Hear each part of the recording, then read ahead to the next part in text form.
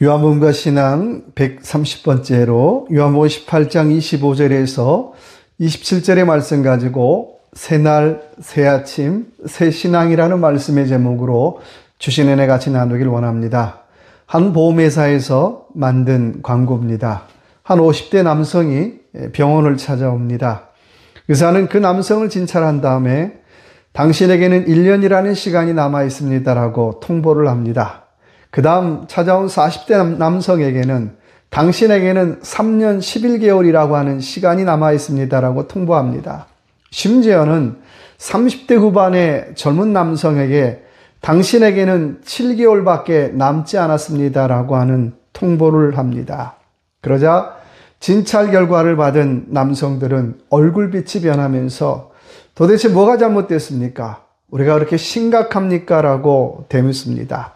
그러자 의사는 앞으로 당신의 인생의 시간 중에 일하는 시간을 빼고 자는 시간 빼고 스마트폰, TV 보는 시간을 다 빼면 정말 가족들하고 함께 보낼 수 있는 시간이 7개월밖에 남지 않았다라고 통보를 한 것입니다. 그 말에 다들 눈물을 흘립니다. 다들 성공을 위해서 달려왔지만 정작 가족들하고 함께 할 시간은 그렇게 많이 남아있지 않았다는 것입니다. 지난 20년 동안 미국의 하원 10선을 지낸 또 연방 하원 의장까지 지낸 폴 라이언이라고 하는 의원이 있습니다. 그분이 몇 년 전에 정계 은퇴를 했습니다. 그 흔한 스캔들, 그 흔한 권력 싸움 때문에 은퇴한 것이 아니에요. 그가 정계를 은퇴한 한 가지 이유가 있다면 가족들하고 더 많은 시간을 보내기 위해서 은퇴를 했습니다. 자녀들에게 좀 파트타임 아빠가 아니라 풀타임 아빠가 돼보고 싶었다라고 하는 것입니다. 지난 20년 동안 한 번도 가족들하고 한 주간 이상을 같이 보낸 적이 없다는 거예요. 그런데 자녀를 낳고 키워보다 보니까 자녀들의 시간은 빠르게 지나가고 10대는 더 빠르게 지나가더라는 거예요. 그렇게 빠르게 지나가는 자녀들의 10대에 곁에 있어주는 아빠가 되고 싶다는 소망 때문에 그는 정계 은퇴를 선언했던 것입니다. 5월 가정의 달, 우리도 우리와 함께하는 가족들, 우리 그 가족들 한번 참 귀하게 생각하십시다. 그리고 그 귀하게 생각하며 살아가는 저와 여러분의 이 한 주간이 되시길 바랍니다. 오늘 본문의 말씀도 가야바의 재판정에선 예수님, 그리고 건너편에는 불을 쬐고 있는 베드로의 모습을 통해서 새날, 새아침, 새신앙이라는 제목으로 같이 은혜의 말씀을 나눠보길 원합니다. 첫째는 25절의 말씀입니다. 25절의 말씀 제가 읽겠습니다. 시몬 베드로가 서서 불을 쬐더니 사람들이 묻되 너도 그 제자 중 하나가 아니냐? 베드로가 부인하여 이르되 나는 아니라 하니 첫 번째는 정체를 드러내고 살라는 것입니다. 제자는 제자의 정체를 드러내고 살아야 합니다. 우리는 그 무언가의 정체가 있죠. 근데 우리 그 정체를 좀 드러내고 살라고 하는 것입니다. 예수님을 따라 가야바의 관저까지 온 시몬 베드로는 오늘 불을 서서 쬐요. 다른 종들 틈에 숨어서 이 재판이 어떻게 될지 좀 구경하고 있는 거잖아요. 그런데 불을 쬐고 있는 그 베드로의 얼굴이 환해지면서 베드로를 알아본 사람들이 하나둘 생기기 시작합니다. 오늘 26절의 말씀 보니까는 베드로가 귀를 자른 말고의 친척이 베드로를 한 번에 알아본 것이에요. 그냥 지나가다 본 것이 아니라 현장에서 봤다는 거예요. 이건 확실해요. 그런데 베드로는 뭐라고 얘기합니까? 나는 아니야 라고 말합니다. 사람들 틈에 숨어서 나는 아니야 라고 말해보려고 했는데 안 되는 거예요. 여러분, 제자는 숨는다고 되는 것이 아니에요. 제자인 것을 드러내고 살아야 한다라고 하는 것입니다. 제자인 것을 드러내고 증거하며 살아야 한다라고 하는 것입니다.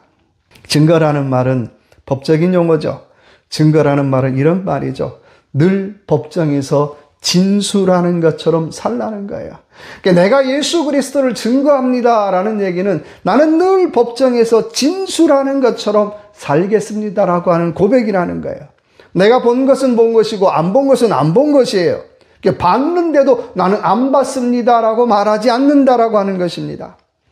창세기 5장 1절의 말씀 보니까 하나님이 사람을 창조하시되 하나님의 모양대로 지으시되라고 말씀하고 있어요. 그러니까 하나님의 모양대로 지었다라는 얘기는 하나님의 형상대로 지었다라는 얘기잖아요.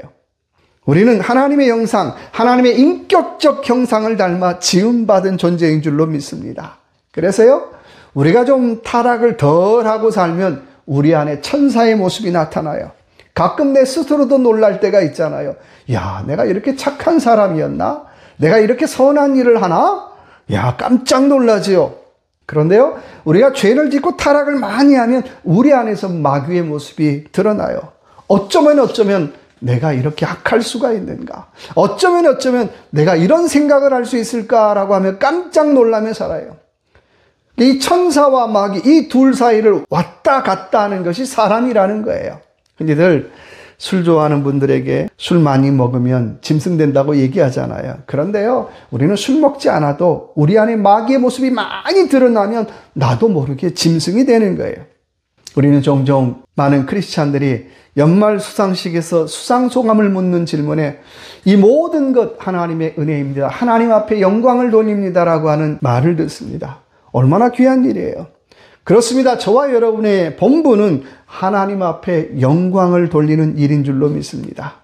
그러려면 이 한 주간의 삶도 우리 안에 하나님의 인격이 자꾸 드러나서 하나님의 영광을 돌리는 귀한 이 한 주간의 삶이 되시길 주님의 이름으로 축원합니다. 두 번째는 시작이 참 중요합니다. 25절의 말씀에 보니까 시몬 베드로가 서서 불을 쬐더니 사람들이 묻되 너도 그 제자 중 하나가 아니냐? 베드로가 부인하여 이르되 나는 아니라 하니. 예수님이 잡힐 때 베드로는 이미 17절에 보니까 문지키는 요정이 이렇게 묻습니다. 당신도 제자 중 한 사람이 아니냐라고 질문하죠. 그때 시작을 나는 아닙니다. 나는 아니야 라고 대답을 합니다. 나는 제자가 맞습니다 라고 시작을 해도 모자랄 판에 시작 자체가 나는 제자가 아니야. 나는 예수님 몰라 라고 시작을 하더라는 거예요. 그리고 오늘 25절, 27절에 똑같이 나는 아니야 라는 말이 반복해서 대답을 하고 있습니다. 뭐가 아니란 말입니까? 나는 제자 아니라는 말이에요. 첫 단추가 아니라고 시작을 하자마자 결국은 3번이나 부인하는 자리에 빠지고 말더라는 거예요. 여러분, 시작이 참 중요하죠. 시작을 우리가 뭐든지 기다라고 시작해도 부족할 판에 아니다라고 시작하더라는 거예요. 뭐가 깁니까? 나는 제자 맞습니다. 나는 예수님 압니다. 나는 성령님 압니다. 나는 은혜를 압니다. 이렇게 시작해도 부족하더라는 거예요. 여러분, 우리가 하루를 시작하는데 여러분 뭘로 시작을 합니까? 불평과 불만으로 하루를 시작하지 말라는 거예요. 기왕이면 감사로 하루를 시작하고요. 기왕이면 은혜로 시작을 해보고요. 기왕이면 하나님 앞에 감격으로 하루를 시작해보라고 하는 것입니다. 그러면 저와 여러분의 하루가 달라질 거라는 거예요. 역대상 22장 16절의 말씀에 금과 은과 녹과 철이 무수하니 너는 일어나 일하라 여호와께서 너와 함께 계실지로다라고 말씀하고 있어요. 이 말은 다윗이 그 아들 솔로몬에게 내가 이제 금과 은과 놋을 다 준비해 놨으니까 너는 이제 부지런히 성전 건축을 시작하라고 부탁하는 말이에요. 그러면서 마지막에 여호와께서 너와 함께 하실 것이다 라고 축복하고 있더라는 거예요. 히브리어로 임마누엘. 그 임마누엘은 다윗의 인생의 성공의 열쇠였어요. 하나님이 함께 할 때에 그는 전쟁에서 승리하였고 하나님이 함께 하지 않을 때 그는 전쟁에서 패했다라고 하는 거예요. 그런 임마누엘을 너무나 잘 알았기 때문에 그 아들 솔로몬에게 임마누엘, 하나님이 함께 하기를 바란다라고 축복했다라고 하는 것입니다. 사실 솔로몬이 지은 성전, 아무리 멋진 성전이면 무엇하겠어요? 왕궁, 아무리 멋진 왕궁이면 무엇하겠어요?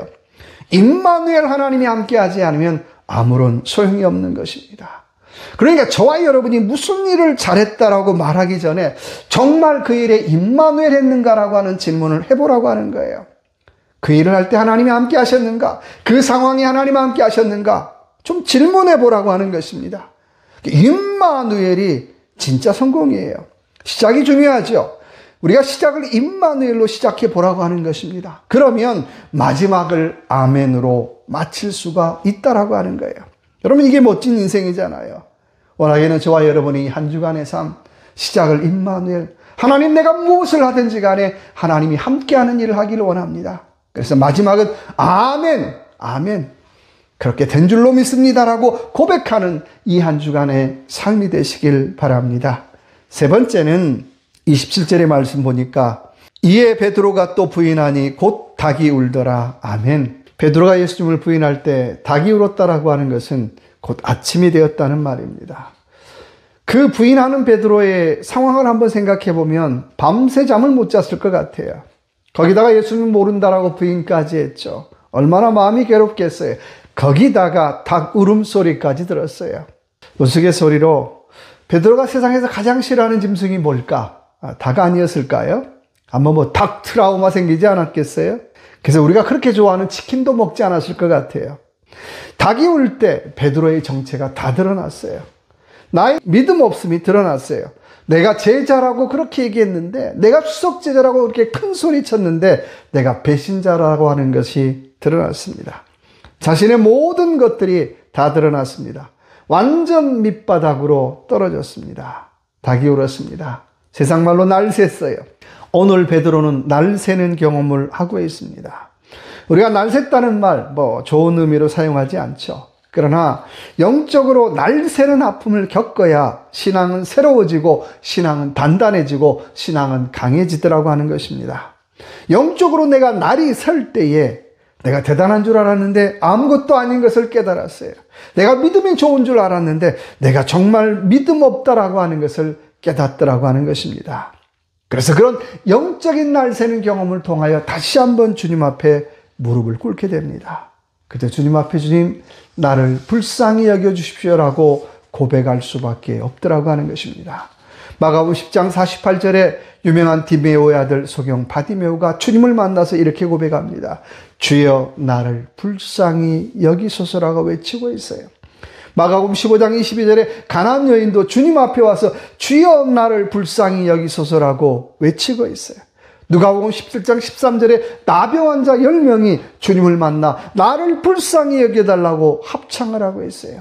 하나같이 주님 만난 인생의 특징이 있다면 나를 불쌍히 여겨달라고 고백하고 있더라고 하는 것입니다. 이렇게 이들이 나를 불쌍히 여겨달라고 외칠 수 있었던 이유는 인생의 날새는 경험을 했다는 거예요. 내 정체를 알았다는 거예요. 내 힘으로는 아무것도 할 수 없는 것을 알았기 때문에 주여 나를 불쌍히 여겨달라고 외치고 있더라고 하는 것입니다. 이 하루 저와 여러분의 삶, 우리의 신앙생활도 다시 한번 날새는 경험을 하기를 원합니다. 그래서 영적인 새 아침을 한번 맞이하기를 원합니다. 주님 나는 아무것도 아닙니다. 주님 나를 불쌍히 여겨달라고 고백하며 다시 한번 은혜를 붙잡읍시다. 그래서 비온 뒤에 땅이 굳어지는 것처럼 나의 믿음이 단단해지고 나의 감사가 단단해지고 나의 은혜의 고백이 단단해지는 귀한 이 한 주간의 삶이 되시길 바랍니다. 기도하겠습니다. 주님, 이 한 주간의 삶, 내가 영적으로 날새는 경험을 해서 나의 믿음 없음을, 나의 신앙 없음을, 나의 약함을 다시 한번 경험하고 주여 나를 불쌍히 여기달라고 고백하며 다시 한번 은혜의 끈을 붙잡고 다시 한번 믿음의 끈을 붙잡고 승리하는 귀한 이 한 주간의 삶이 되어지게 하여 주옵소서. 수없이 넘어지더라도 다시 한번 일어서게 하시고 다시 한번 걷게 하여 주셔서 믿음의 사람으로 제자로서의 삶을 살아갈 수 있는 우리의 한 주간이 될 수 있도록 은혜 베풀어 주시옵소서. 함께하여 주실 걸 믿고 예수 그리스도 이름으로 간절히 기도드립니다. 아멘.